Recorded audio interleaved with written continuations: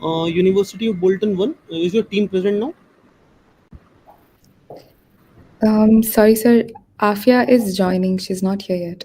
Afia has joined. Yes, both of us are present. And Amity University. Yes, the entire team's here. So your team is here, right? Yeah. Okay. And yeah, judges are also. Okay. We can start.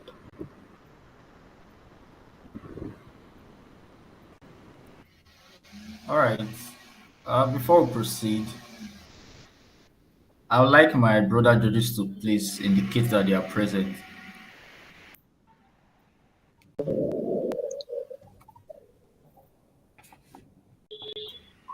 Hello, did anyone hear me? Yes, Brenham, I'm able to hear you.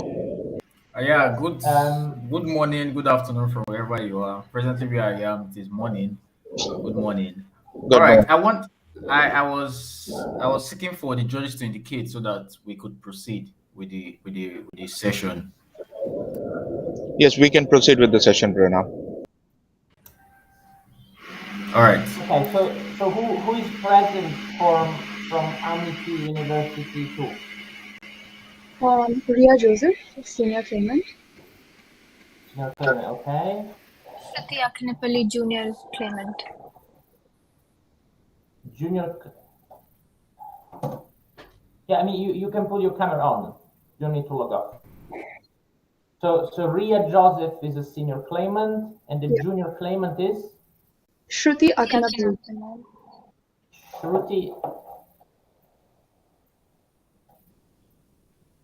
Shruti Akin. Okay.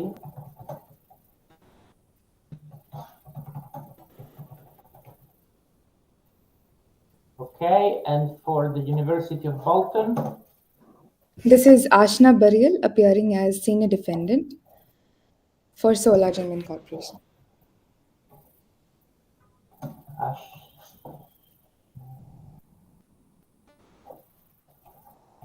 Okay, and junior defendant is?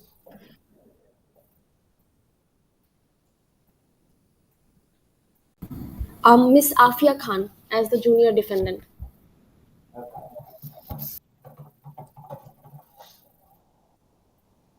Okay.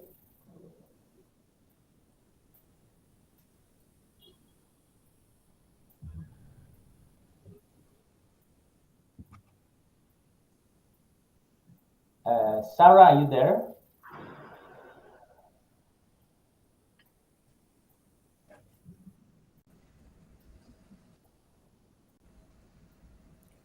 You are me, Rodrigo? Yes. Yeah. I can hear you, but I cannot see you. Okay. No, I exit the camera. Okay, I'm back. Okay, so I think it's just the two of us, right? I guess so. Yes. Okay. You know who will be chairing this one? Hello, I am present. Good morning. Good morning. Yes, good morning from where I am presently morning. I think I was also scheduled to sit as a judge in this round, so I'm present. Paul, you are also judge. Okay.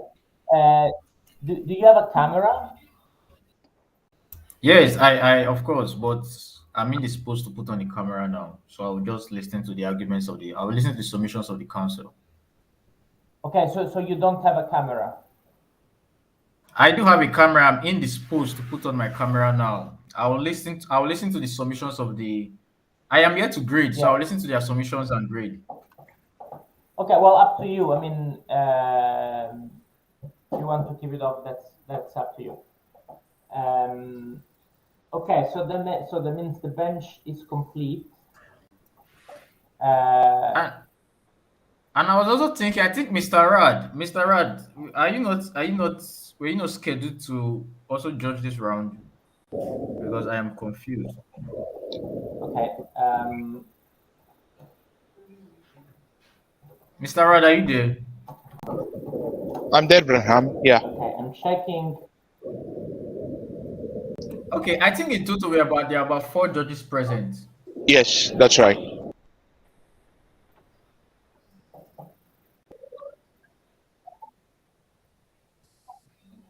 Okay, so am I correct that the bench should be me, Sarah Corradi, Branham Paul, correct?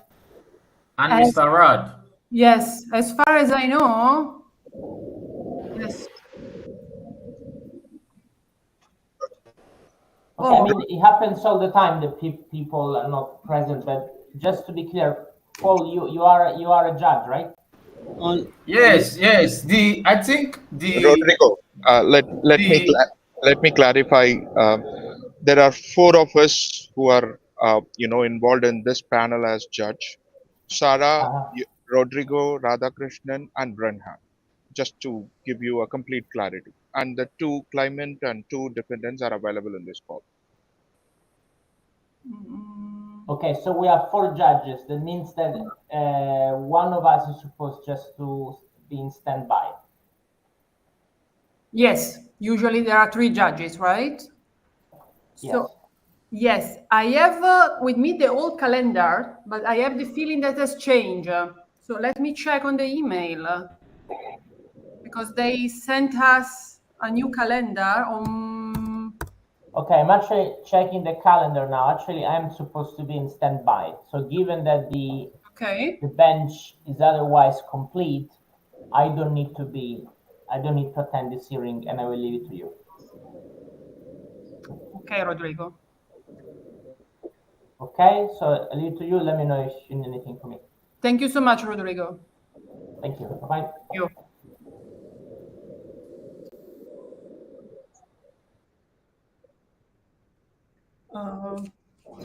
Okay. So usually the first judge is the president, usually, but I mean, I'm more than open to talk. Yes, I'm talking with my co-judge. Can they hear me? yes, I can hear you. I am here. Okay, Paul, do you want to lead the case or? I'm fine with that, Sarah. No issues. Okay, so we can start. Let me check.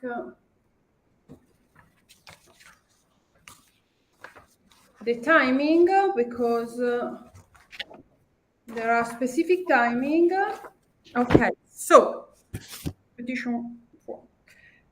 So we will start with the senior claimant, right? From Amity Second University. And you will have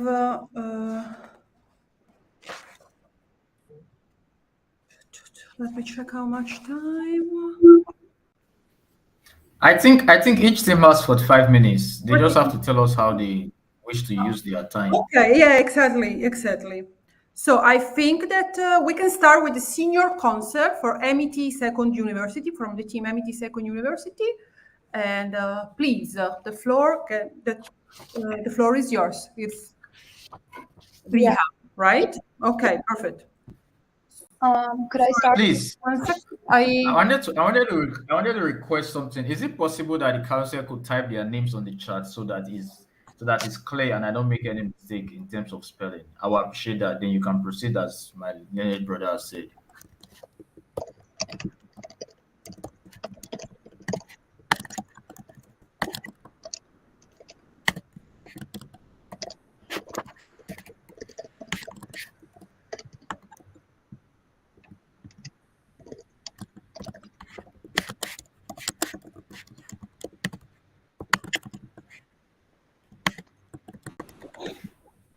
All right, when you're done, please proceed by telling us just proceed. Claimant Council, Senior Claimant Council. Good afternoon, members of the bench. May it please the court. I am the senior claimant Ria Joseph, appearing on behalf of the claimant Ms. Artemis Astrathia in this instant case, along with my learned junior co-counsel Shruti Akinapalli. I'd like to start off with the time allocation. I will be arguing for 20 minutes and my co-counsel will be arguing for 15 minutes, and we will both have 5 minutes each for our rebuttals. In the present case, I will be addressing the first issue and with regards to the claim with Solar Dream's liability to Ms. Astrathia in tort and for breach of contract. And further, my junior co-counsel will be addressing the second issue, that is the counterclaim with regards to Ms. Astrathia's liability to Solar Dream for breach of contract. Before I begin, would the members of the bench like a brief summary of the facts, or if you're well versed with the facts, could I move on to my submission? Yes, you are free. You could do whatever you want as far you're within your time. You have, as you said, you are going to speak with 20 minutes. Yes, you manage your time. It's not to us, it's to you, up to you. And I just want to make sure if the bench is okay with me moving on to the submissions, or do you want a summary of the facts?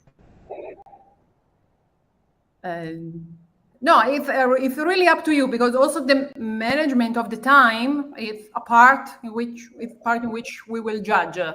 So it's up to you if your team decided to manage the time, because it's also very important during a trial. Okay. I agree with that, Ria. In case if you would like to manage within the 20 minutes of the submission and the fact, it's up to you. In the interest of the time, this is a general message to all the participants from both the group. So be cautious of your time, and if whatever you wanted to cover, we are leaving it to you. Okay. So I'm just going to give a brief on the summary of the facts. In this case, the defendant is Solar Dream Incorporated, that is a Canadian spaceflight company, and the claimant is one of the participants to this spaceflight for a themed retreat called Stars Align, and her name is Miss Artemis Astrathia. She is a very influential YouTuber, and she had wanted to participate in this spaceflight. For this spaceflight, they had signed a spaceflight agreement, and she had also undergone pre-flight evaluations, and they had quarantines done 2 weeks before the spaceflight. Right before the spaceflight launch, they had cursory medical examination, lateral flow tests, and a PCR test done. However, the PCR tests were delayed, and the Solar Dream personnel decided to take off without the PCR test results, due to which Ms. Artemis Astrathia was tested positive for COVID-19. Shortly after, the entire crew and the passengers ended up contracting COVID-19, which led to the premature return of the spaceflight back to Earth.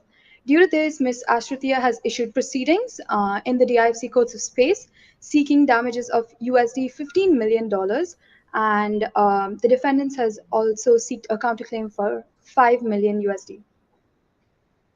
So with regards to the first issue, I have two submissions to make. Firstly, Solar Dream's liability to Ms. Astrathia stems from tort, from the gross negligence and willful misconduct in the following of adequate safety protocols under Article 17 of the DIFC Law of Obligations. And the second subground I will be arguing is Solar Dream's liability to Ms. Astrathia for breach of contract due to non-performance of services provided in the spaceflight agreement under Article 77 of the DIFC contract law. So starting off with my first issue, to prove negligence, we must establish causation through the but-for test. So may I please direct the bench to Article 10, subclause 1 of the DIFC Law of Obligations, as it is mentioned in page number 28 and paragraph 8 of the claimant code bundle. So Article 10 basically states that if not for the defendant's conduct, the claimant would not have suffered a loss. So with the application of this law into this case, if not for Solar Dream's failure to adhere to adequate safety protocols, Ms. Astrathia would not have been exposed to the risk of contracting COVID-19 during the spaceflight experience. If Solar Dream had waited for the PCR test, waited for the results to come, they could have either rescheduled the flight or refunded Ms. Astrathia as per the clauses outlined in the spaceflight agreement, that is clause 1.2 or clause 1.4. The failure to do so has led to the cause of this suit and led to the cause of the loss to Ms. Astrathia. Moving on to prove negligence. Negligence is mentioned in Article 17, subclause 1 of the DIFC Law of Obligations, which provides 3 grounds. And each of these grounds are provided under, provided under Article 17, subclause 1, is further mentioned in the following articles of the DIFC Law of Obligations. So the first ground is duty of care, which is further mentioned in Article 18 of the DIFC Law of Obligations, as it is provided in page 41 of the claimant's code bundle. Duty of care has 3 grounds.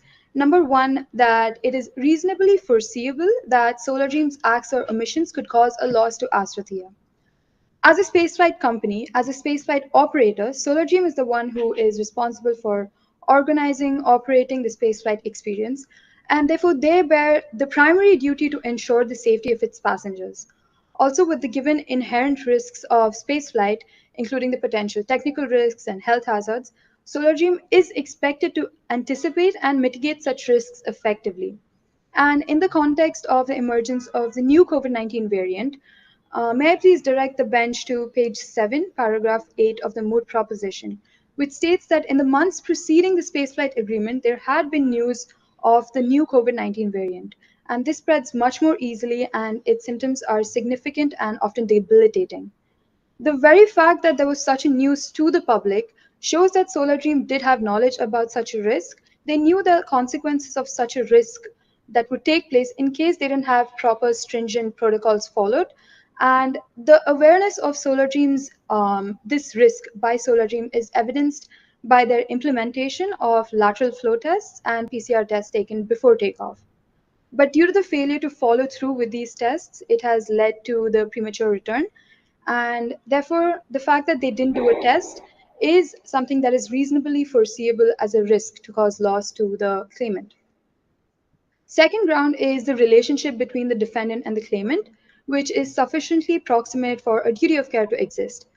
SolarDream directly interacts and provides services to Mrs. Asrothia as a passenger on their spaceflight. This very relationship that is direct provides a highly sufficient proximity that gives rise to a duty of care.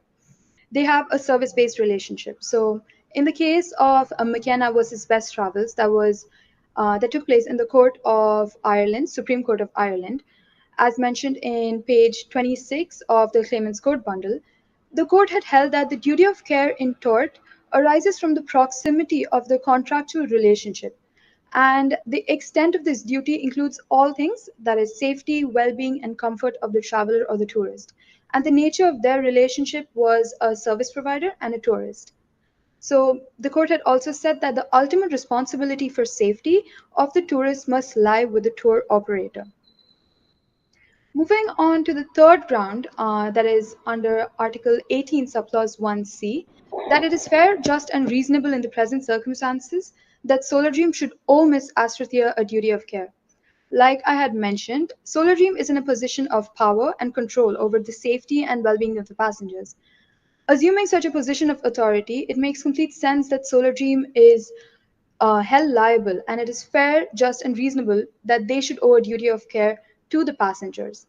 And there is also an implicit trust placed on SolarDream by the passengers to ensure their safety. It was also mentioned in Part 7 of the spaceflight agreement that they would be fulfilling and following multiple medical regulations and legal compliances.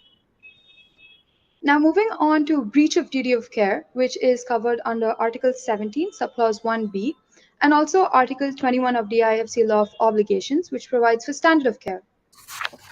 So, SolarDream had failed to exercise reasonable care in avoiding causing loss to the passengers.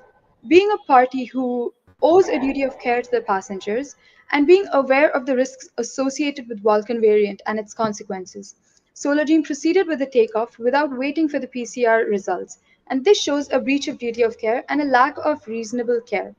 So in any industry, particularly the spaceflight industry, where the risks are inherently elevated, any person would make sure that all diligent precautions are to be taken very comprehensively. And given the emergence of the new COVID-19 variant, there required very comprehensive and meticulous assessment of the passengers' health statuses. Yes, SolarDream did initiate these protocols, but the fact that they didn't follow through completely nullifies the fact that they even tried to do so. The entire cause, the fact that they didn't wait for the PCR test, means that the entirety of the PCR test is not useful for this anymore, that they didn't follow through with the precautions that they had to take in. And the same is also reiterated in the case of Scaife versus Falcon Leisure Group in the Ireland Supreme Court, which stated that a duty of reasonable care and skill is implied in service contracts. And here the hotel had a duty to maintain a safe environment for the guests. Just like the retreat, the spaceflight retreat here, had a duty to maintain a safe environment for the guests. Because of the business they are in, the court had stated that anything that is not properly performed as per the contract, the operator would be held liable. And even in the context of a standard contract where a party assumes risk, that does not exclude the service provider from the duty of care and from taking adequate protocols to make sure everyone is safe. The third ground for tort is under Article 17, subclause 1c of the DIFC Law of Obligations, which states that the defendant's acts or omissions in the breach of duty of care to the claimant is the cause of his loss. Like I had mentioned and submitted in causation, that is Article 10 of the DIFC Law of Obligations, the losses suffered to Ms. Astrothea directly stems from Solar Dream's failure to exercise reasonable care, which led to the breach of duty of care in implementing adequate safety protocols. So Solar Dream decided to proceed with the takeoff without obtaining the PCR test results, and this directly resulted in the loss of Ms. Astrothea. They had just relied on lateral flow tests, which proved insufficient in detecting COVID-19. They had failed to implement adequate safety measures, and had Solar Dream waited for this test, this entire suit, this entire premature return to Earth would not have taken place. And as a consequence of Solar Dream's decision, Ms. Astrothea had contracted COVID-19, and so as well as the entire crew and the passengers, they all contracted COVID-19, and which led to the premature return back to Earth. In light of this, moving on to the second sub-issue, that Solar Dream's liability to Ms. Astrothea for breach of contract is due to the non-performance of services paid as in the spaceflight agreement. So Article 59, subclause 1 of the DIFC contract law states the duty to achieve a specific result. And the grounds of this is further provided in Article 60 of the DIFC contract law. So there are four grounds given. Firstly, the way in which the obligation is provided. In this case, Solar Dream had expressly provided that they would provide a spaceflight trip with a retreat including yoga and meditation, and this has been clearly given in clause 1.1 of the spaceflight agreement. In addition, in addition to this, in the spaceflight agreement, I'd like to direct the bench to page 12 of the claimant's code bundle, where the agreement has been attached. If we look at the introductory clauses discussing the offer in the agreement, it is very clearly stated that the flight operator is offering a limited and select group of participants a lifetime opportunity to engage in solar-powered meditation and yoga space. So because of this, it is clear that Solar Dream had provided a specific duty in the spaceflight agreement, and they had a duty to achieve a specific result because of this. The second ground is the contractual price. Clause 2.1 of the spaceflight agreement expressly states that the passengers need to pay up to USD $10 million. And if we look at the Unidroid Principles Article 5.1.5, Comment 3, as attached in page 36 of the Claimant Code Bundle, it states that an unusually high price may indicate a duty to achieve a specific result. And this is absolutely true in this case because the price of USD 10 million for a trip, here the high contractual price implies a high expectation to make sure that a specific result is achieved. The third ground is the degree of risk involved. While spaceflight travel inherently involves risk, as it is mentioned in the introductory clauses mentioning the offer, the spaceflight experience where passengers would engage in meditation and yoga. This was something that was clearly offered and expressly offered by Solar Dream. And further, there's also a precedent that has been set by Solar Dream. They have operated 4 such flights, and the passengers would obviously rely on such precedents set by them. And as a consumer to any service, it is reasonable that they would expect to have to receive the services that has been promised to them. And here, the specific risk of COVID-19, that was something that they had that was foreseeable. This was something that came up months before the spaceflight travel. So because of that, if this is something that is foreseen, this risk is not something that can be considered to negate them from having a defense. And the final ground here is Article 60, subclause D of the DIFC contract law, where Ms. Astrothea as a passenger had limited liability and limited influence in the performance of Solar Dream's obligation. like I had submitted. Solar Dream is the party having complete control of all things here related to the related to the performance, related to approval of the individuals deemed fit to travel, of the planning, of the execution, and of all the services agreed upon, giving them the primary duty and capability for achieving this specific result that they had outlined in the contract. And so, because it is clear that Solar Dream had a duty to achieve a specific result, the failure to do so has amounted to non performance as accordance with Article 77 of the DIFC contract law, as in page 45 of the claimant code bundle. This has therefore led to a breach of contract. Solar Dream had agreed to provide a spaceflight experience inclusive of specific services like meditation and yoga, and because of their inadequacies to follow sufficient protocols, Ms. Astrathia had contracted COVID and the spaceflight experience was cancelled. She had suffered consequential losses. And in light of this non performance, Ms. Astrathia has a right to damages under Article 109 of the DIFC contract law, as attached in page 46 of the claimant code bundle. In addition to this, I would also like to mention Article 7.4.1 of the Unidroit Principles, Comment 1, that has been provided in page 38 of the Claimant Code Bundle, which provides a commentary for the rights of damages, and it states that the right of damages arises from the clear fact of non performance, and it is just enough that the aggrieved party simply prove that it was non performance, that what they had paid for was not received. And it is not particular for the aggrieved party to prove, in addition to that, that the non performance was due to the fault of the non performing party. Therefore, the very fact that there was non performance alone on the part of Solar Dream is something that I'd like to add, warrants a right of damages for Miss Astrathia. And lastly, in discussing why 15 million is sought by Mrs. Astrathia, according to Article 111 of the DIFC contract law, which talks about the measure of damages, as provided in page 46 of the claimant code bundle, there were two things that is considered here. That is the loss in value of performance. Solar Dream's non-performance has led to a loss in value, and this can be assessed at the amount paid by Ms. Astrathia, that is USD 7.5 million. And additional losses include a consequential loss of profits for Ms. Astrathia. As a prominent YouTuber, she had planned to capture unique footage about the spaceflight experience, and this was widely advertised too. But because of Solar Dream's non performance, there was a loss of opportunity and there was a loss of significant profits that Ms. Astrathia would have generated.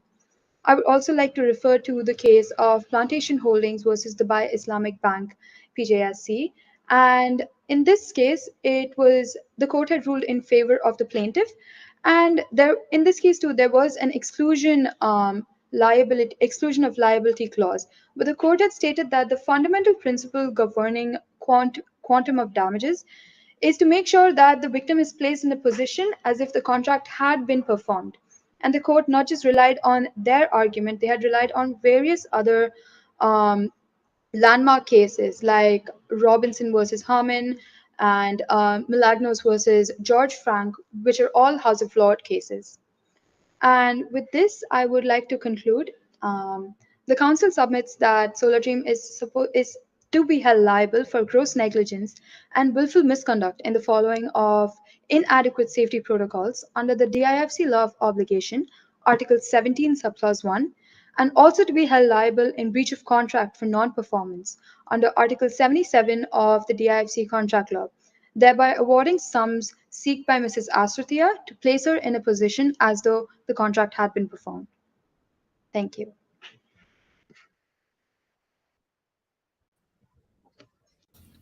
All right. Thank you. I'm sorry. I think I have some questions for you. Yes. All right. Firstly, was there not a duty on your client, that's the claimant, to state whatever medical condition she had? The client did have, as per the contract, she did have a duty to do so, but according to her knowledge, it was not something that was something that would cause or affect her fitness to travel, because of which she didn't think it was something. Miss Astrathia has been suffering from headaches for 5 years, and it has never been something that has hindered her from traveling, from doing yoga, and from anything from a day to day basis. So she just assumed that All it right, all right. Well, really occurred. ordinarily, the consequence of her headache or not did not matter. What mattered was her revealing it, and she ought to have revealed this and leave it for the defendant to assess whether or not she's competent to travel. But she did not do this. I'm sorry, could you please repeat the question, Your Honor? All right, I'm going to repeat the question. It's inconsequential whether she has been traveling before with said headache. The instruction, according to the terms of the contract, is that she's to reveal whatever medical condition she had. So if she has been having headache, she ought to have revealed it, but she did not. What do you have to say about that? Because what I'm saying is that irrespective of the fact that she has been traveling with that said headache or she has lived with that headache for the rest of her life, it is inconsequential. Do you understand me? Yeah. Yes, so she ought to have revealed this to the defendant, at least reveal it and let the defendant do the rest of the job or know what else it could do. Maybe it could give a special care to her, but she did not do this. Yes. So, like I had stated, the fact that she has been suffering from this is inconsequential to this, but the fact that the amount of time that she has been suffering, 5 years prior to this contract, she has been doing everything normally, and the fact that she has this headache at any time, any point of time, whether within this contract or before it or even after it, it's something that is a common occurrence to her, and it was not something that was material to her to be disclosed. All right.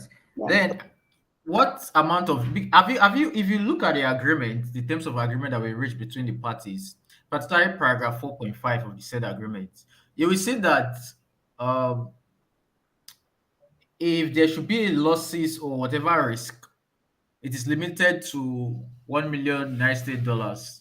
Did you Yeah. see that? Yes. So how much are you claiming from this court? My client is claiming 15 million USD. Now, is that not in contravention of paragraph 4.5 of the agreement between both parties? Your Honor, on behalf of the client, I don't think it is right to limit the liability to up to 1 million USD. All right, all right. But your client agreed. Did your client not agree to this? I just want a yes or no question, a yes or no answer. Did your client not agree to this? It's part of the terms of the agreement. I know the principle in law, which is pacta sunt servanda. Parties are bound by the agreement they've entered into. Don't you think that whatever loss or damages should be restricted to the said 1 million USD as agreed by your client? Could I refer to a case to further substantiate this? All right. So like I had mentioned, in the case of Plantation Holdings versus Dubai Islamic Bank, this case too had a limitation of, like, it had an exclusion of liability to a way lesser amount. But the court had stated that that amount would not be applicable because of the fundamental principle that governs the quantum of damages for breach of contract. And the court had stated that this is something that has been long established for such disputes. The damages that's supposed to be paid is to make sure to compensate the victim for the breach of a loss of contractual bargain. In such a case where there is a standard contract, no participant is going to be able to negotiate what they want out of this contract. And so far as money can do, the party must pay an amount with respect to the damages as if the contract had been performed. So here, if the contract had been performed, Miss Astrathia would have made profits from the YouTube video she would have put out, and she would have also recouped the amount that she spent on the ticket, which is why we are claiming for 15 million USD. All right, that's fine. That's all from me. Thank you.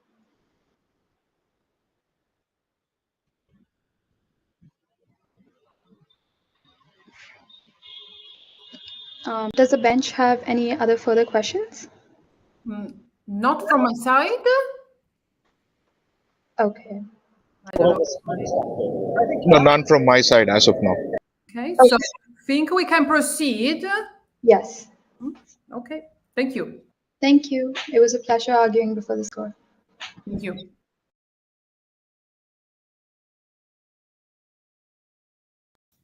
Please, senior defendant counsel, you may proceed. Good afternoon. May I please proceed with my submission? Yes. My full name is Ashna Burial. I'm appearing as the senior defendant for Solar Dream Incorporation. My co-counsel is Ms. Afia Khan, who is appearing as junior defendant for the same company. All right, just a second. My lordship and my ladyship, the claim brought against by Ms. Astrothia lack merit. Solar Dream Incorporation respectfully submits that we deny any liability and in any event relying on the limitations and exclusions of liability in the agreement. We further submit that our counterclaim seeking US dollars 5 million in damages is alleging that Artemis had breached the agreement by failing to declare her medical condition. Every year, Solar provides 2 spaceflight travel retreats. This year, as one of its 2 retreats, Solar offered the Stars Align Yoga Retreat, where participants will be taken to a bespoke space station where participants enjoy once in a lifetime yogic experience to merit amidst the stars, and that participants can draw upon the energies of space and enhance their life force. The Please, stars. what time are you using? You didn't tell us the time you'll be utilizing. Sorry about How many this. minutes? I will be taking 20 minutes, and my learned co-counsel will be completing hers within 18 minutes. All right, thanks. I'm keeping time, that's why. May I continue, my lord? Yes, continue. All right. The Stars Aligned Retreat is operated by Celestial Habitat called the Space Yoga Mat. The Space Yoga Mat itself is connected and part of a wider space station, the Floating Heaven, commercially developed, owned, and operated by Emirates Space Lines, a company incorporated in the DIFC. This entire experience is priced at a total of US dollars 10 million, of which Ms. paid $7.5 million in staggered payments as per Article 2.2 of the spaceflight agreements in 3 installments. What is pending for Ms. Astrothia to pay is the last installment of 2.5 million US dollars upon landing. As a spaceflight operator, we take pride in providing a safe and exceptional space travel experience. The unforeseen presence of COVID-19 and Artemis's non-disclosure of her pre-existing medical history significantly complicates this case. In any case, the limitations of liability clause in the Spaceflight Agreement Article 4, Assumption of Risk subsection 4.5, protects Solar Dream's total liability for any and all claims limited to a maximum of US dollars 1 million. I can cite a case here.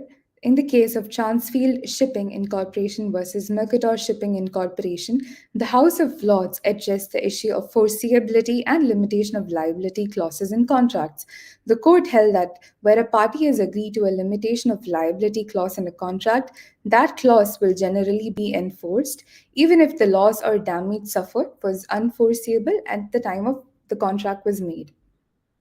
Further, with reference to the DIFC Law Number 5 of 2005 under Chapter 6, Economic Tort Article 37, Breach of Confidence subsection 4, where misuse of information includes but is not limited to its disclosure, and Article 40 under Economic Tort Interpretation, subsection 1, where misrepresentation by making a statement without regard for its truthfulness, which is in fact untrue and induces the representee to enter into a contract pertaining to Article 5 of the Spaceflight Agreement, medical evaluation under subsection 5.2, Ms. Astrothia has declared and represents to the best of her knowledge and belief that she was not aware of any medical conditions and symptoms of a potential medical condition, which, if was disclosed to us, we would maintain confidentiality and worked out prevention methods and relevant tests that seemed deemed necessary to rule out any uncertainties. In the case of Witt versus O'Flanagan in 1936, the court held that silence or non-disclosure can amount to misrepresentation if there is a duty to disclose material facts. Secondly, as for Ms. Astrothia's claims of US dollars 7.5 million in damages for loss of earnings as a YouTuber due to her inability to film a series of space yoga sessions, which she had widely advertised and felt keen embarrassment about failing to pursue, in our defense, with reference to DIFC Law Number 5 of 2005 under Chapter 2, Negligence, Article 20, Economic Laws, Subsection 2, where a person makes a statement, he assumes responsibility to persons to whom the statement is made to or becomes available. If we come back and revisit the moot preposition under para 13, Miss Astrotia's symptoms worsened almost immediately upon arrival on the space yoga mat, and she was too unwell to undertake any meditation or yoga, even on her own, or to even film any videos. If we visit the clarifications on the mood problem that we received under header agreement, answer to question 2, there were no restrictions on filming imposed by Solar Dream in the spaceflight agreement, not the mood preposition. Solar Dream implemented industry-leading safety protocols that exceeded the standards outlined in the agreement if we refer to agreement, Spaceflight Agreement Clause number 7. These protocols started from 2 months prior to the launch of the capsule, where upon purchasing the tickets on the 10th of December 2023, within 2 days, we first conducted medical evaluation before she could board the flight, starting with the declaration form that she was not aware of any medical conditions or symptoms of potential medical conditions, followed by a medical history log where she could have listed that she has been suffering from chronic headaches for the past 5 years, to list all the ailments that she suffers or previously suffered from. Subsequently, she was also made to meet with a specialist doctor from Solar Dream's team, that is, an aeromedical examiner pertaining to the space industry regulations of 2021, applicable in England and Wales, Part 7, with reference to training, qualification, and medical fitness, wherein under Article 72, subsection 2, the procedures established by the licensee that it satisfies its obligations may include a medical examination and a medical assessment by an experienced aeromedical examiner. In our case, the doctor who conducted the initial examination was Dr. Leonard McCoy, who was the retired chief medical officer for NASA, who conducted a physical examination that involved a physical examination by a nurse, a cardiovascular assessment, including an ECG, a spirometry test, a vision test, a general psychological health questionnaire, blood pressure test, blood sample, urine sample test. Even at this stage, Ms. Astrotia made no mention of her chronic headache, fearing Solar Dream would not allow her to participate in the retreat. On the 1st of February, 2 weeks prior to the launch of the capsule, part of our safety procedures to quarantine, all the passengers observed quarantine in our accommodation. In the second week of the quarantine, Miss Astrotia began to suffer from severe headaches, and she chose to not mention it, which is in clear violation to Article 5.3 of the Spaceflight Agreement, that where a passenger undertakes to promptly inform the spaceflight operator if there is any change in the medical condition or if they become aware of any medical symptom ranging between initial medical evaluation and scheduled launch time. So again, there is a violation.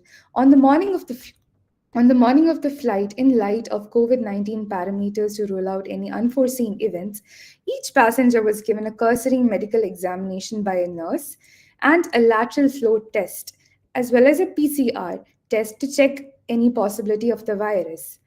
Even at this time, Ms. Artemis made no mention of a headache that she has been suffering from in that week. As a result, the lateral flow test became negative. So, as per the reference to antigen detection in the diagnosis of SARS-CoV variant 2, published by the World Health Organization, a lateral flow test is used for primary case detection in symptomatic and asymptomatic individuals at high risk of COVID-19, for contact tracing, and during outbreak investigations, which resulted in a negative. Solar Dream's decision to launch the capsule was made with reason, considering all the information available at the time, ensuring 6 levels of test, 1 level of consultation with a specialist doctor and an aeromedical nurse, coupled with the tight launch window due to meteorological conditions presented situation where we could not wait for a PCR test result. However, we relied on the lateral flow test, which came negative for all the passengers traveling, and decided to launch the capsule. Shortly after the launch, within the first hour, the captain received a transmission that one of the PCR had come back positive, which was of Miss Astrotia. Immediately, In light of safety protocols, we asked the passengers to wear masks and gloves for the duration of the retreat. The space yoga mat was also sealed off the rest of the floating heaven station. Despite the efforts, within a few days, all of the passengers and the crew caught COVID, and a decision was taken on the fourth day to return to Earth prematurely. The duration that we had promised was 7 days. Because of this unforeseen situation, we had to return on the fourth day. This is in compliance with the Federal Decree Law number 46 of 2023 concerning regulations of space sector law in the UAE as a launch country under Article 24 Investigation of Accidents and Incidents of Section 4, where every operator who has an incident shall immediately inform the agency and take necessary measures to limit the scope of the impact and the results on the incidents based on what practices and what agency decides, similar to when Solar Dreams astronauts and captain decided to prematurely return on the fourth day.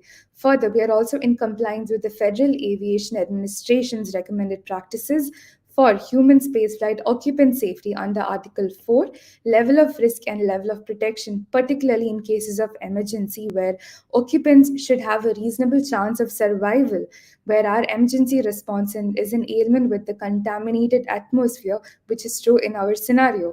We further submit that the Space Industry Regulations of 2021, applicable in England and Wales, Part 7, Part 8, pertaining to safety of operators' spaceflight activities under Article 9, with reference to flight termination personnel, subsection A, to ensure that flight termination personnel make a flight termination decision in the interest of the spaceflight operator's safety duty and not for any other reasons, which is true in our case because this is our reason. Lastly, in Part 12, relates to informed consent, where under Chapter 6, evidential requirements with regard to the information and significant consent by signing the agreement, understanding all the repercussions, including but not limited to assumption of risk with reference to the spaceflight agreement, including uncertainty of foreseen events as of this nature.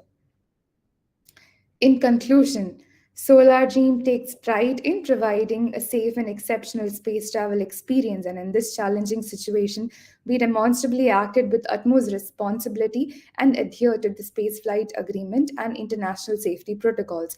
The unforeseen presence of COVID 19 and Ms. Artemis's non disclosure of her pre existing health issues significantly complicated this case. Therefore, we believe we believe that the court will find in favor of Solar Dream. With that, I conclude my submission, my lord.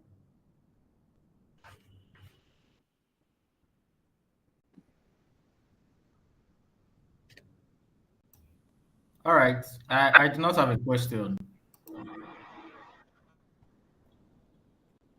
Yeah, I don't have question as well.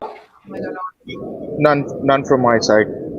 Okay, so I think we can come back to first team, and we can now ready for the junior counsel rebuttal. Thank you. Yeah, the senior counsel rebuttal. So I just wanted to point out that the defendant had mentioned that Solar Dream follows industry-leading safety protocols. Firstly, the medical professional who did the initial medical evaluation, that it was that doctor who had provided clearance to Mrs. Astrathia, and it was because of the clearance provided by that doctor that Miss Astrathia was able to fly. Secondly, the nurse who had provided advice stating that they can rely on just the lateral flow tests and they don't require the PCR tests. It is not the fault of Miss Astrathia not disclosing a headache that she has been suffering from 5 years. It is also because of Solar Dream's liability. Here, the nurse who had conducted the examination on the day of the departure, as mentioned in the court clarification, is stated to be from outsourcing company in DIFC. She had been working in a local private hospital where Emirates Airlines pilots had undergone their routine medical tests. I would like to, without going into scientific aspects a lot, I just want to state that It is common knowledge that the environmental conditions of space is completely different from the Earth's atmosphere. So for such a test, there requires a doctor who has knowledge and who has experience in aerospace medical medicine. Yeah, excuse me. And I would of the latest version of the United States Federal Aviation Administration recommended practices for human spaceflight occupant safety. They provide a checklist of tests that are supposed to be done as per the FAA medical certification. There is also a checklist that has been provided in the Code of Space Moot Code Competition Clarification. May I direct the bench to page number 2? And that provides a list of tests done by the airspace medical practitioner. And it clearly shows that there has been a physical examination, a cardiovascular assessment, including ECG, a spirometry test, a vision test, a general psychological health questionnaire, blood pressure test, and blood sample and urine sample. But as it is provided by the recommendations, there seems to be a lot of tests that this aerospace practitioner had missed out on. As per the guidelines and the recommendations that has been given, it is seen that the aerospace practitioner had missed out on many tests like the hypoxia test, the G tolerance test, the hearing test, etc. So this significantly affects their argument of industry-leading standards has been set by Solar Dream. Further, I would also like to state that it remains unclear whether lateral flow tests would capture all instances of Vulcan infection, which was mentioned in page number 1 of the clarification. So, statistically looking at the fact that if the fact that lateral flow tests are not completely clear on whether it can capture all instances of the Vulcan virus, the clarification goes on to say that there is evidence that some individuals infected with Vulcan variant were tested positive. The fact that the word some is used, looking at basic ordinary interpretation, it shows that it is not completely reliable. There requires a more comprehensive and meticulous testing and assessment to be done to make sure they are 100% sure that nobody is suffering from COVID-19. And lastly, Artemis has been suffering from headaches for 5 years prior to the retreat. So she has been completely able even before when COVID did not exist. The defendants claiming that the non-disclosure of the headaches and that those headaches meant she had no COVID. There is no proximate nexus between Artemis's headaches and contracting COVID-19. Yes, it is a symptom, but the fact that that is the only thing the defendants use to connect COVID-19 and a headache that she has been suffering for the past 5 years, it is a very loosely linked nexus that is being shown here.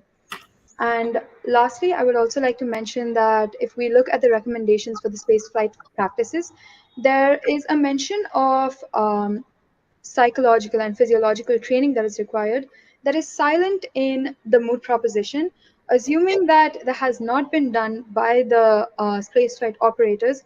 This is also a significant fall from their claim that they have industry-leading safety protocols and standards set by them. With that, I'd like to close my rebuttals. Thank you. Thank you. So if my co-judges don't have any questions, we can come back to the senior defendant rebuttals if there are. Yeah. May I proceed with my submission? Please proceed. All right. So, firstly, we argue that Ms. Astrothia breached the spaceflight agreement by failing to disclose her chronic headaches. Further, on the DIFC law number 5, 2005, we further argue that Ms. Astrothia's silence about her headaches constituted misrepresentation by withholding such information, especially after asking and filling a numerous number of forms related to medical evaluation, consultation with a senior doctor, a nurse, around 6 levels of medical test. In terms of limitations of liability, we are having a limitation of liability clause under Article 4 within the agreement protecting the company from excessive financial burdens in such unforeseen situations, giving us a maximum cap on the total number of liability that the claimant can claim, amounting to a total of maximum of $1 million US. In reference to our safety procedures, we have abided by, with reference to Article 7, we have abided by the Human Spaceflight Activities Regulations of United Arab Emirates 2022 with reference to Federal Decree Law of 46 of 2023 concerning regulation of spaceflight sector, where within this, our decision to launch back on the Earth prematurely was with reference to the decision that we suited it best so that we could protect the interest of all the passengers in the flight, while also adhering to the Federal Aviation Administration's recommended practices for human spaceflight occupant safety, as well as adhering to the Part 7, 8, and 12 of the Spaceflight Industry Regulations of 2021, all in alignment with our safety protocols. With that, I conclude my rebuttal. Thank you. Thank you very much. I think that if my co-judges don't have questions or clarifications to ask, I think we can go ahead and proceed with the junior defendant. Thank you for the counterclaim. Yes. I have no questions. Thank you. Good afternoon, everyone. My name is Afia Khan, and I'm the junior defendant. May I proceed with the second issue? Please go ahead. Thank you. Counterclaim Artemis liability breach of contract.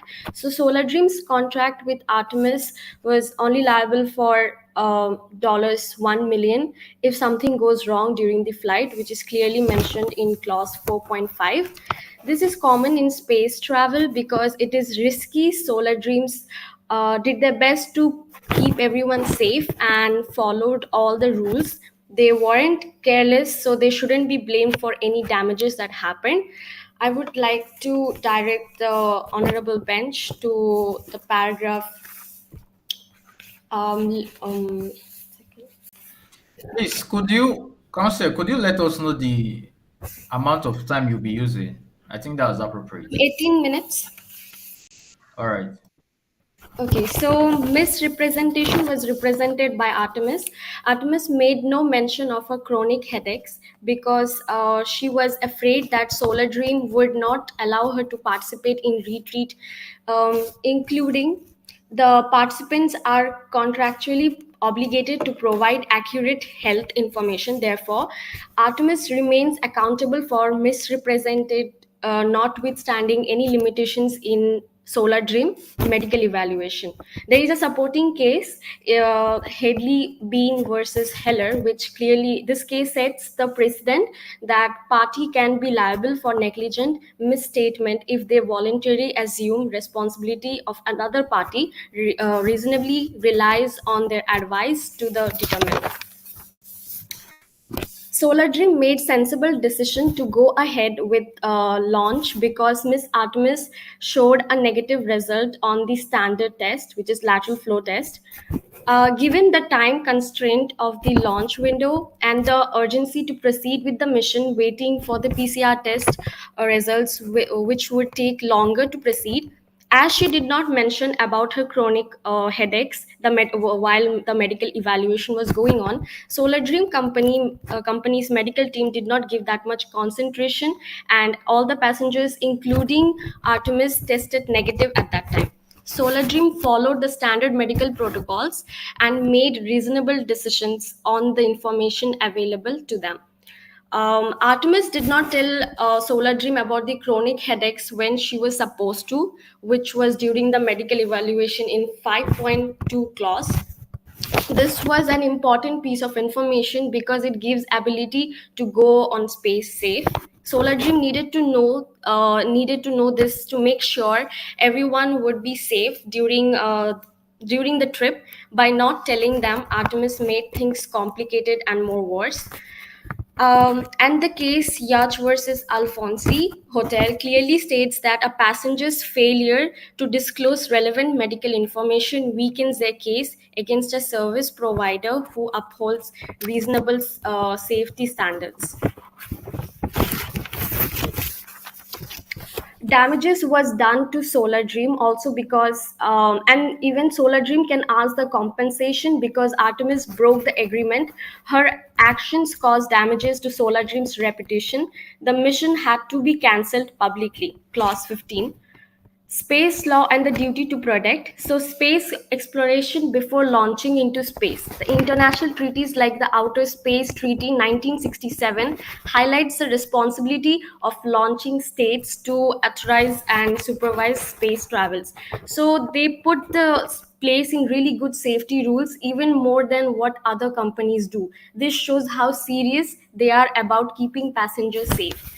Artemis did not tell Solar Dream about her chronic headaches, which was against the rule. This could have made things unsafe. Also, unknowingly had COVID-19, which caused the cancellation of the mission. This hurt Solar Dream's reputation and made them financial loss when others passengers left. Solar Dream did what they were supposed to by keeping things safe. So the court should side with Solar Dream because of the Artemis mistakes, and they might even owe Solar Dream money for the trouble caused. And I would like to take the honorable bench into the paragraph from the facts, paragraph 5 and 6, where Artemis had suffered chronic headaches despite seeing a number of doctors.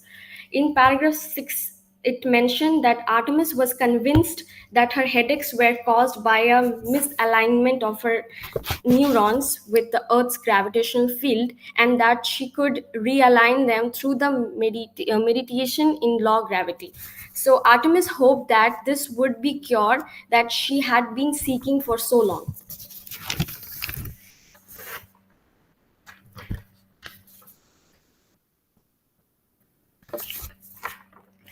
I hereby conclude by Solar Dream failure to detect the Artemis Artemis chronic headaches during the medical checkups that does not diminish that how Artemis was not responsible to disclose her medical condition. However, the limitations of liability clauses within the agreement protect Solar Dreams from excessive financial burdens. Artemis' breach of contract by failing to disclose her chronic headaches weakens her position. We believe a thorough examination of facts will reveal that Solar Dream acted reasonable and fulfilled its contractual obligations to the best of its ability. We believe the court will find in favor of Solar Dream.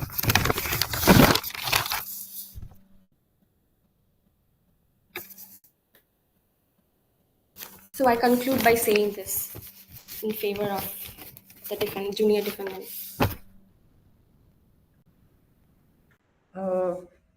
Thank you. I think now we can move. If my co-judges don't have questions, we can move to the junior claimant for the defense to the counterclaim. Thank you. All right, please. I have a question. I think I need clarification with the. Please, counsel for the defendant. For the defendant, are you present?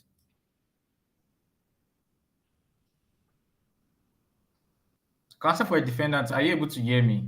Oh yeah, yes, I can hear you. All right.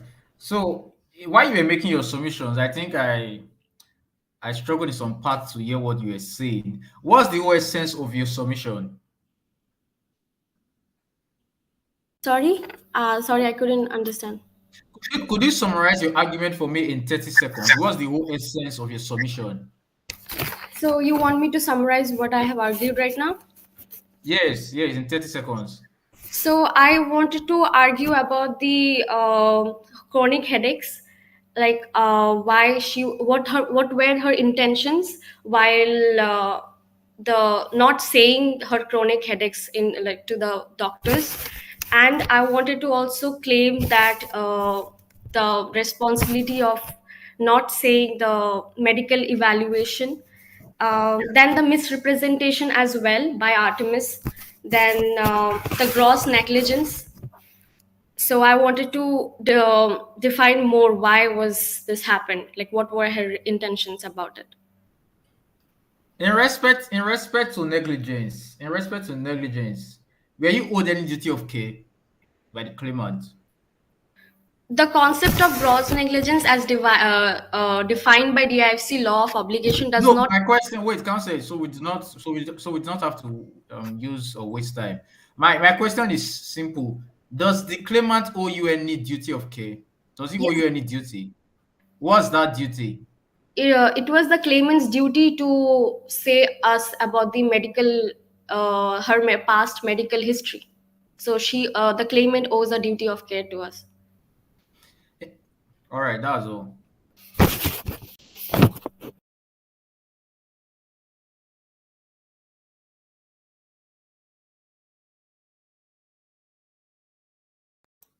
I think the junior claimant counsel can proceed. Thank you, Your Lordship. Greetings to the bench. May it appease the Lordship that, as it has been indicated, my name is Shruti Aknapalli. I'll be the junior claimant for this case. I would like to submit to the second issue, Artemis's liability to Solar Dream, and I have two submissions to under this ground. Firstly, is there has been no material breach to the contract, as it has been previously mentioned by my senior counsel. In this case, Artemis not mentioning her chronic headaches, as she believed that it was not a material fact to the contract, considering that she has been visiting to the medical practitioner prior and had previous medical examinations on this fact, and it was not considered to be a medical issue, even though she had been having this chronic headaches for past 5 years. I'd like to state a case, May versus Dovolis, where it mentions that if a party is justified in their belief that a representation is true and this belief is substantially affects his decision to act, then the representation is material. As I've already stated, even though the chronic headaches might have been mentioned as a symptom under the COVID variant, it was not considered by Artemis to be a material obligation to perform to this contract, as it was not diagnosed previously by the doctors. Further, my claimant was also holding good faith implied condition under Article 57 of the DIFC code by going through all the medical tests prior to the takeoff of the flight. All the mentioned tests under the Solar Dream contract, and which were mentioned in the Moot clarifications. My second submission to the ground is there was a lack of causation for cancellation. The mere reason that the Solar Dream is stating that the whole retreat was supposedly cancelled due to non-disclosure of my claimant of her headache prior to the departure of the retreat, and her failing to declare this medical condition is, and by them not stating that they have not waited for the results of the PCR test prior to the departure of the flight, and have not continued and have not stopped the passenger from further taking part in the activities after this variant was discovered in Miss Artemis. They've asked the passenger to have masks and gloves on and continue to proceed with the activities on the flight after the virus was detected, and have not followed proper protocols to prevent the spread of virus. In the case of Haskell versus Continental Express, where it has been mentioned that if a wrong is a tort and it's clearly settled that the wrongdoer cannot excuse himself by pointing to another cause, it is necessary to evaluate which cause has more dominant or asserting value to it. In this case, the lack of negligence by Solar Dream and them not following proper protocol for evaluating this cause, as opposed to them putting blame on Artemis's headaches as a cause of breach of contract and cancellation of this retreat. It should also, I would also like to state that it is the lack and lack of procedure being followed by Solar Dream and their practices after the outbreak of COVID in the space yoga mat that has led to the spread of the virus among the other passengers. I'd also like to conclude this submission by further. Um, I'd like to conclude this my submission by asserting my co-counsel's submission and submission saying that my counsel, sorry, my I apologize, your lordships, for the noise. By saying that my client is demanding of the uh, is demanding for the sum of 7.5 million by way of refund as well as 7.5 million for the damages. Thank you, Your Lordship.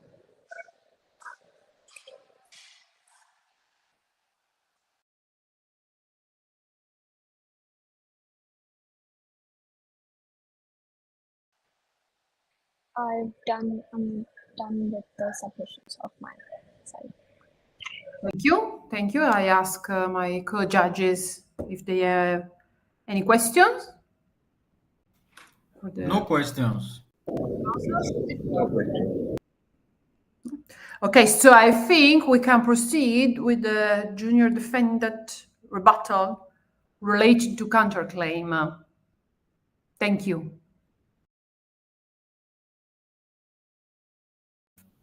Okay, so about the negligence, again, the safety protocols that followed, the Solar Dream followed all the protocols established, and they followed the standard throughout the planning and execution of the space flight. But again, the same thing, the intention of her to hide the medical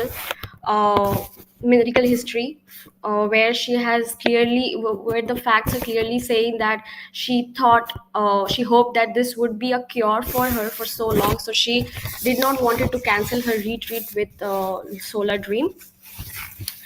Then the scope of medical evaluation conducted by Solar Dream was were intended to assess the participants' overall fitness with the lateral flow test, where they went in a basic for all the participants, and when she agreed to sign the agreement before itself that okay, she has to say all the information and she has signed the agreement, so there was nothing to hide, something like chronic headaches.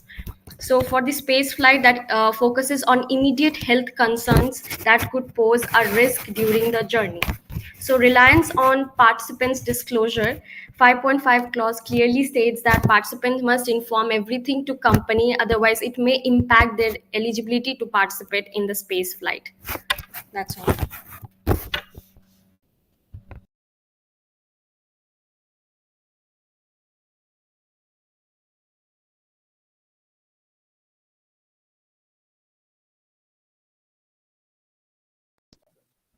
No questions from my side, Sarah. From my side as well. Paul?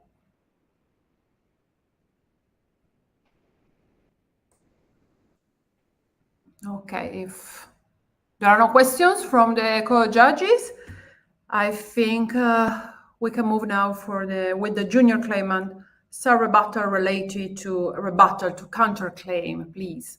Thank you. as my senior counsel has previously mentioned, not all regulation tests were conducted by the medical team of Solar Dream.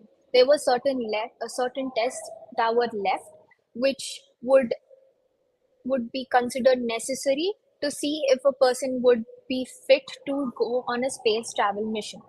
As well as to mention the chronic headache, it's already stated by me and my counsel, my senior counsel, that this chronic headache was neither a medical condition, which was detected by the doctors, which she had previously mentioned, visited, and also by my opposing counsel, who has also stated that my client, the claimant, Miss Artemis, has had hope to go to the space retreat to fix her condition. So, to fix her medical condition, which she thought would not um, continue with this retreat. Would also like to mention that not all protocols were conducted by the Solar Dream. It's mentioned in the facts of this case that the captain, after knowing, the captain got to know about this COVID variant being spread by or detected in Miss Artemis 2 hours after the takeoff of the flight. The operator could have set certain other protocols to stop it from spreading. He only quarantined Miss Artemis and let the other passengers continue their retreat in the space yoga mat. So I'd like my final submission would be that there was indeed a lack of there was indeed lack of procedures followed by Solar Dream. There was no uh, breach by Miss Artemis, as headaches would not be amount to a material cause for non-performance of her contract. And further, there was negligence on part of the Solar Dream team for not waiting for her final COVID results, and the nurse and the doctor both giving a nod to her to proceed and to take off on the flight. Thank you.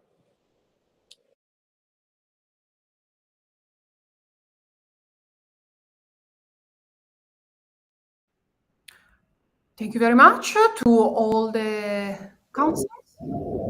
I ask my co-judges if they have any questions for the counsels or any other facts to clarify any other need of clarifications from the counsel.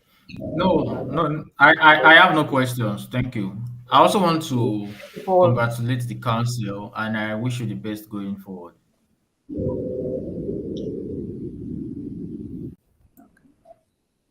Even no question from my side, Sarah. There are no questions also from my side. I want to congratulate as well the teams for the skeleton, for the researches, and for today. I appreciate your job and all the best. One will win. Yes, unfortunately, one will go ahead, not the other team, but congratulations to both of the team for the job that you have done in this moot court. Really, congratulations. Thank you for your time today. Thank you, Ben. Thank you. Thank you. Thank you.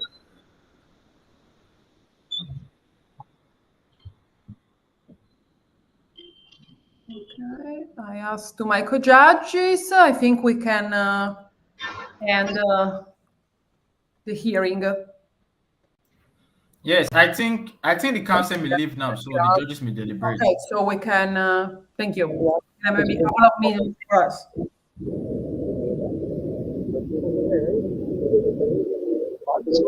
Log up on the call.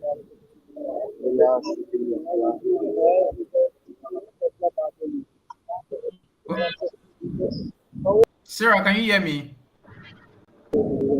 Yes, Brenham, I'm able to hear you. I think Sarah, can you hear me, please? Yes, I can hear you. Okay, I was requesting if it's fine by the other judges, if the council can leave so we can deliberate and finalize the scores. Yes, definitely, definitely. I don't know if All we right, have a all right. dedicated hearing room for us.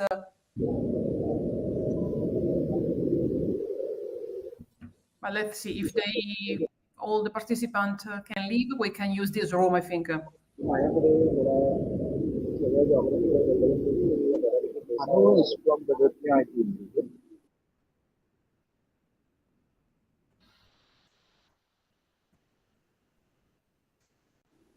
Dipesh, are you there? Yeah, I am here. Yeah. Okay. I see somebody called Ranu. So I am from Webnyay. Okay. So you want me to share a judge's room, or like you want to discuss it? I saw No, somebody. we'll stay here. We can stay and discuss. I don't think it's something that is long. Yeah. For me, it's totally fine, of course, as long as participants are not here anymore. Yeah, no issues there. So Sarah and Brenham, just to let you know, I have sent the, Sorry, but the line for me is not good. It's quite noisy. Can we adjust? I turn off the camera also, so maybe it's going better. I think it was Radha Krishnan background noises there. So yeah. Okay. Now I mute myself. All right, for my end, I took down some scores. But I wanted to ask, like overall between these two teams, who do we think should be the winner, or who did a better performance in terms of yes, who did a better performance? so Brenham, I have put forward my reservations and I have sent the scoring document to you and Sarah. Sorry, I can't hear you properly. I just understand that you are speaking. I think what he said is this. He said that he sent some documents to our emails. Yes. I think the draft. I think he prepared some draft scores. I don't know. You may want to check it, Miss Sarah. I prepared the draft for the written for the skeleton, and I sent the scores for the skeleton. And then yes, there is also a document, a specific document for the marking sheet for all around that you should have received as well, along with the marking sheet for the written skeletons. And if divided, I mean, if with me, if you wanna. This one. Yes, Sarah. With also the legenda. Yes, Sarah. Are you able to hear me now? Yes, I'm able to hear you. Yes, not perfectly, but better. Okay, Brenham, I have sent the written scoring sheet, I believe. I can't hear you. I can't hear you. It's noisy. It's noisy. I can't hear you. Perhaps if you want to find a place that is quiet so you could speak. Where you are is currently noisy, and I'm stressing to hear you.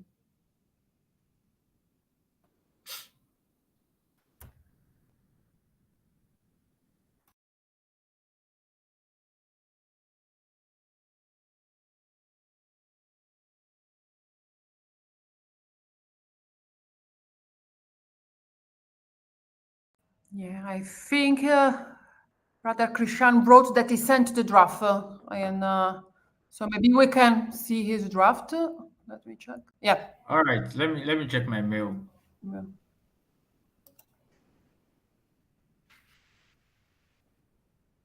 Okay. He's already filled it.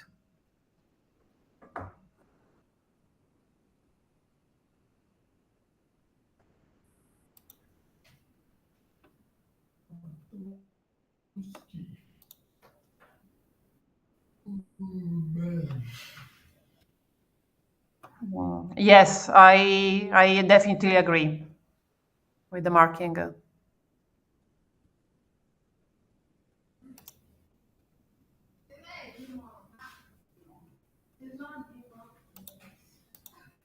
What do you think, Paul?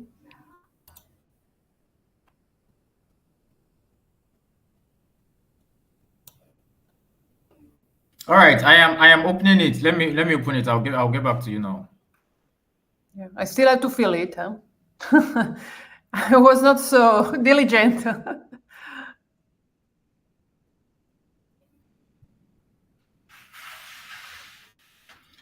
Well, I agree. No, No, I did my own draft. I did my own draft, but it's not substantially different from what is here. In my own, I think the claimant ordinarily should win because I feel they had a better presentation than the defendants. definitely. But in terms of scoring, my scoring is not the same with this. But I agree, being that at least this acknowledges the fact that the claimant should win. So I'm fine. Yeah, I'm fine as well. I'm fine. Yes, it would be more or less the same. And I appreciate as oralist, I appreciate in particular the senior claimant, senior counsel claimant, Ria, the first. Yes. I think she was really very good, very clear, and already with the maturity for facing legal issues and legal shadows and all the situation. I think she was really mature, and I appreciate her a lot. So most probably I will mention this fact in the comments. All right. Yes, I think you should mention. Then I think when you are done with your comments, you may send it to DIFC, to the official email, so they acknowledge the score. Yes, definitely.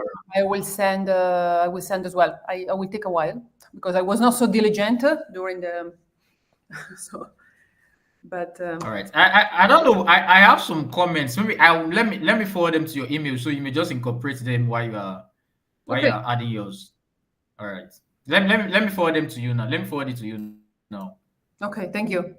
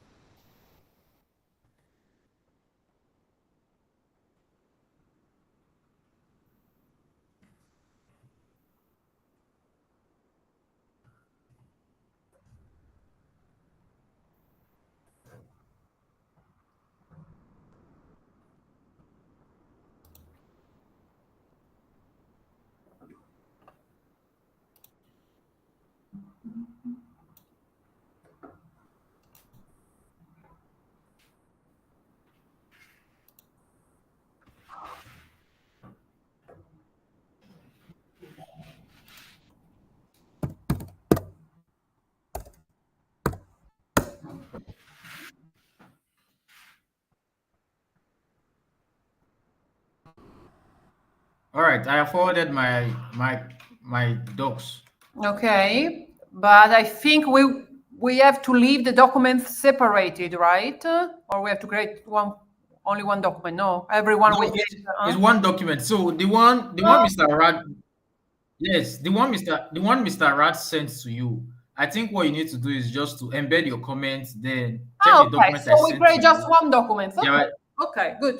Okay. Yes, one document. Okay. So you just the document I sent to you now. You just take some of my comments and add to the final document. Okay. Yeah. Thank you very much. Thank you very much, Paul. Nice to meet you. All right. So I think we've come to the end. Yes, definitely. All right. Okay. Can I leave now? Yes, we can leave. Have a good day, Paul. Nice to meet you. Radhakrishnan, can you hear us? I was able to hear you, Sarah. Yeah. Great. So now I will prepare. Maybe give me maybe a couple of hours. I will forward to the DIFC the final documents, and we create just Okay. Comment as well. Okay. Thank you. Thank you very much. Thank you. Have a good day. Thank you. Bye. Bye.